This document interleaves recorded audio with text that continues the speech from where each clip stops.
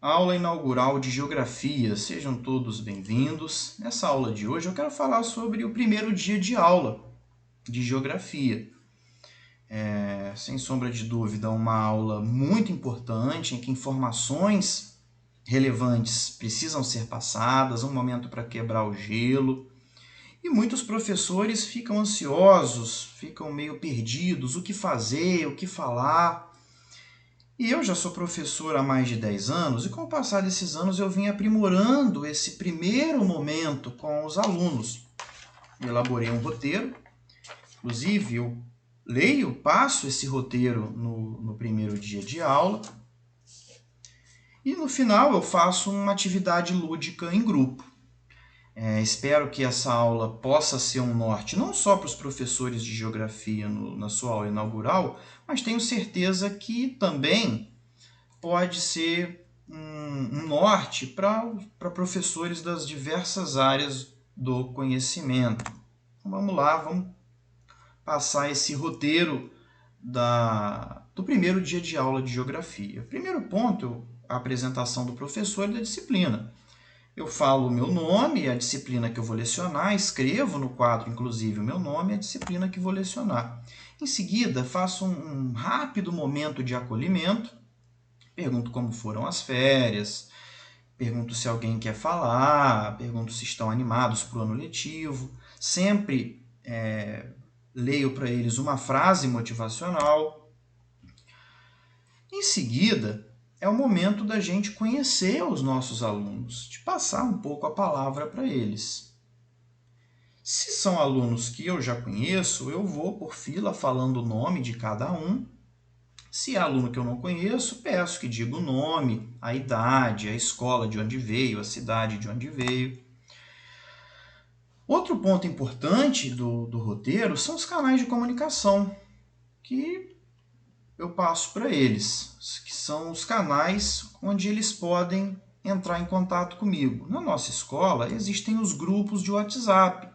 Cada turma tem o seu grupo, onde são colocados conteúdos, informações importantes. Falo para eles também do meu canal no YouTube de Geografia. E não tenho problema de alunos ou pais entrarem em contato comigo no particular, pedindo alguma informação, alguma orientação. Não tenho problema nenhum em atendê-los. Em seguida, se eu já tenho o horário das aulas, eu passo para eles anotarem, mas na maioria das vezes esse horário definitivo ele só vai ser elaborado algumas semanas depois do início das aulas. Em seguida, passo para eles essa informação do material básico para as nossas aulas. O caderno, de preferência grande, porque são melhores de manusear. Além do material básico, que é lápis, borracha e caneta, eu peço que eles tragam para as aulas o lápis de cor, cola e tesoura, que nós utilizamos bastante na aula de geografia. Outro ponto importante, os instrumentos de avaliação. Na nossa escola são 3 trimestres, explico a eles como funciona. O primeiro e o segundo trimestre valem 30 pontos. E como que esses pontos são distribuídos? Um teste valendo 10, uma prova valendo 10, trabalhos valendo 8, conceito valendo 2. Conceito aí, entenda-se participação, o respeito nas aulas. E desses 30, o aluno que obtiver 15 ou mais, ele está aprovado no trimestre. Se ele tirar uma nota abaixo de 15, ele vai fazer recuperação paralela, que é uma prova única, valendo 30 pontos. No final do ano, é aprovado o aluno que obtém no mínimo 50 pontos. Por que 50 pontos? O primeiro trimestre vale 30, o segundo vale 30 e o terceiro trimestre vale 40, que temos uma avaliação externa da Secretaria de Educação. O aluno que obteve 50 está aprovado, mas o aluno pode ser aprovado em dependência, ou seja, ele pode ir para o ano seguinte em dependência em até 2 disciplinas que ele não conseguiu 50 pontos. Se ele não conseguiu 50 pontos em 3 disciplinas ou mais, ele está reprovado direto. Dando continuidade, eu passo para eles o conteúdo programático trimestral, falo um pouquinho para eles o que a gente vai estudar naquele trimestre, já levo uma folhinha com os conteúdos do trimestre, para eles irem acompanhando o desenrolar dos conteúdos. Aqui o conteúdo programático do sexto, do sétimo, do oitavo e do nono. Depois eu falo dos projetos, dos passeios que nós iremos fazer, do projeto Cinema na Escola. Em seguida, eu falo do mapa de turma ou mapa de sala. Eu falo para eles que eu respeito o lugar que cada um quiser sentar. Apenas pergunto se alguém está incomodado no lugar onde está sentado, porque às vezes não enxerga bem de longe. Se é um aluno menor, pergunto se quer sentar na carteira da frente. Depois eu falo como que vão ser nossas aulas. Eu sempre primo pela diversidade didático-pedagógica, ou seja, pela variedade das aulas. Aulas expositivas, aulas com músicas, aula com PowerPoint, aulas com jogos. Então, o professor ele tem que pensar nessa diversidade para a aula não ser maçante, cansativa, que o aluno já sabe sempre o que vai ser feito. Então, sempre procurar diversificar a abordagem daquele conteúdo, sempre de uma forma diferenciada, às vezes tópico no quadro, com os principais pontos, às vezes uma folha com texto e interpretação, música adaptada àquele conteúdo, imagens, bastante utilização dos materiais cartográficos, como globo, planisfério, mapas, maquetes. Como eu disse, eu gosto muito de trabalhar com lúdico, jogos adaptados aos conteúdos, e falo com eles que valorizo muito o diálogo e a participação. A aula tem que ser construída em conjunto. A aula tem que ser uma conversa prazerosa. Então, eu coloco lá o tema, movimentos migratórios. Eu vou perguntar o que eles sabem sobre movimentos migratórios, se eles têm alguma experiência sobre isso, se eles têm ideia da diferença entre movimentos migratórios internos e externos. E de maneira geral, nas nossas aulas, eu coloco os tópicos no quadro, os tópicos principais daquele assunto, e a gente vai conversando sobre aqueles tópicos.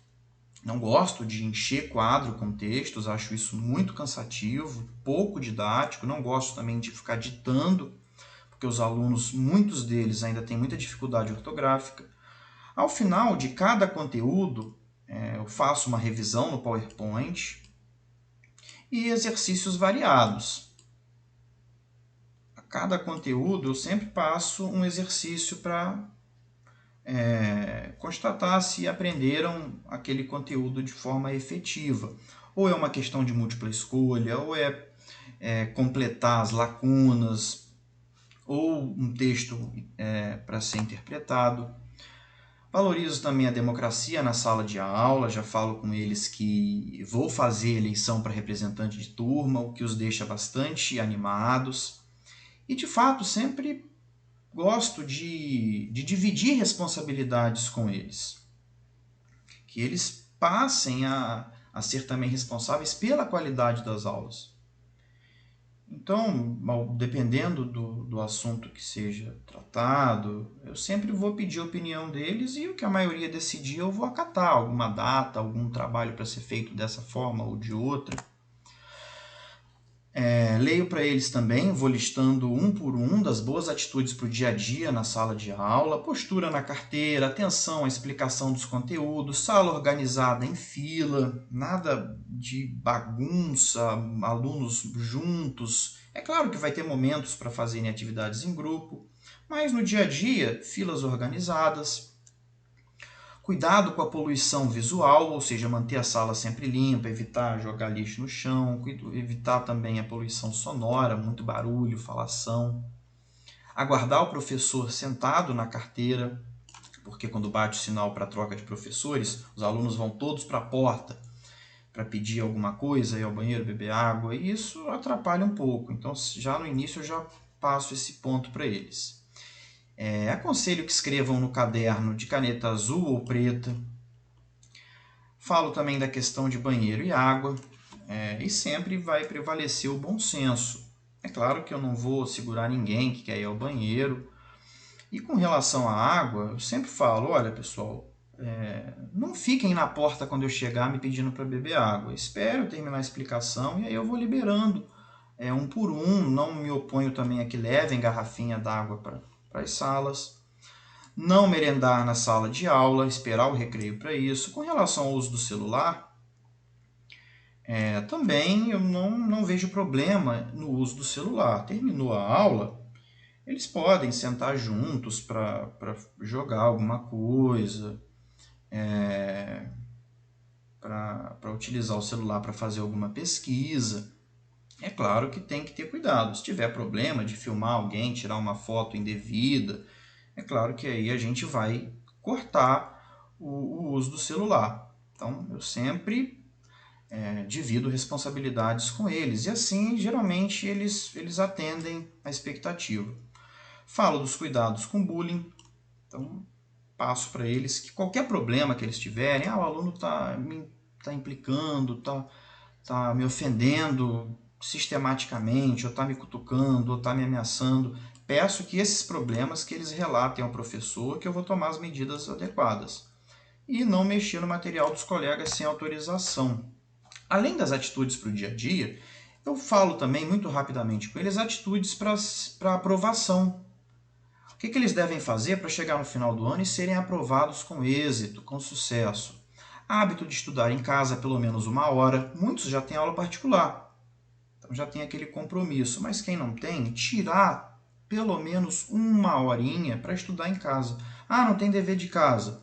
Não tem problema, vai revisar os conteúdos que foram estudados naquele dia. Ficar atento e anotar de preferência numa agenda as datas de entrega de trabalho, de avaliações, porque é muito comum. Dia de prova ou para entregar trabalho, era para hoje, o aluno fica perdido. Então é importante ele ter uma agenda ou um local para ele anotar as datas de trabalhos, de avaliações, porque são muitas disciplinas, acaba se perdendo mesmo. Então ele precisa desse local para fazer essas anotações. Evitar faltar aula sem necessidade, em caso de falta, colocar o material em dia. Porque ter o caderno em dia é o que eu digo para eles. O caderno é o instrumento por onde eles vão estudar para as provas. Falo com eles da atenção à caligrafia, para ter cuidado com a letra, porque se a letra não estiver legível na correção das questões, eu vou dar errado. Então, eu não fico passando muita coisa no quadro, dou tempo para que eles possam copiar de forma legível, atentando para a caligrafia. E terem sempre capricho com o material. Isso é importante para o entusiasmo do próprio aluno em continuar se dedicando ao estudo. E por fim, depois de falar um pouquinho sobre esse roteiro, sobre essas informações que são importantes sim de serem faladas logo no primeiro contato, eu passo para eles uma atividade lúdica em grupo, que é montar um quebra-cabeça. Peço que montem grupos de 3 ou 4 alunos, para eles poderem ir quebrando gelo, ir se integrando, e aí eles montam esse quebra-cabeça. Temático, que eu tenho do 6º, do 7º, do 8º, do 9º. Quem quiser esse quebra-cabeça, manda um e-mail que eu vou deixar na descrição do vídeo. E outro ponto importante é que ao final de cada trimestre eu entrego para eles essa ficha de avaliação do professor, em que eles vão me avaliar para ver o que precisa ser melhorado, o que não está legal, e a ficha de autoavaliação, em que eles vão se autoavaliarem, ver o que deu certo, o que não deu, o que precisa melhorar, o que não está legal, para eles também, como eu digo sempre, para eles poderem serem também responsáveis pelo processo de ensino-aprendizagem, passar a responsabilidade para eles terem ciência desde o início de que tudo está sendo construído conjuntamente. É isso, pessoal. Assim, nós terminamos esse vídeo falando desse momento tão importante que apavora muita gente, que é o primeiro dia de aula.